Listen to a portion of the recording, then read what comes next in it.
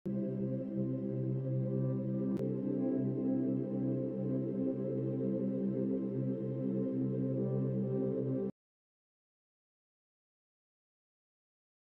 պալատը ֆրանսիական միապետության հզորության և անսահման շռայլության ամենավառ մարմնացումն է,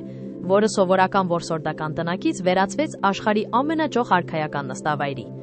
Լյուդովիկոս 14-րդը, արևարքան, այս համալիրը կառուցեց որպես քաղաքական թատերաբեմ, որտեղ ամեն մի դետալ, ոսկեզօծ քանդակներից մինչև հայելապատ սրահները, պետք է ընդգծեր նրա բացարձակ իշխանությունը։ Պալատի սիրտը հանդիսացող հայելիների սրահը ոչ միայն ճարտարապետական գլուխգործոց է իր 357 հայելիներով, այլև պատմական վայր, որտեղ կնքվել են աշխարհի ճակատագիրը փոխող պայմանագրեր։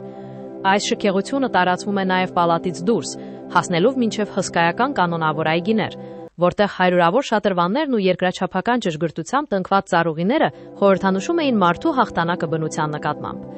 Չնայած ավելի քան 2000 սենյակների փայլին ու արքունական պահանջկոտ էտիկետին, կյանքը Վերսալում հեռու էր կատարյալ հարմարավետությունից։ Ձմռանը տիրող սառնամանիքն ու սանիտարական պայմանների բացակայությունը հակադրվում էին այնտեղ ցուցադրվող աներևակայելի հարստությանը։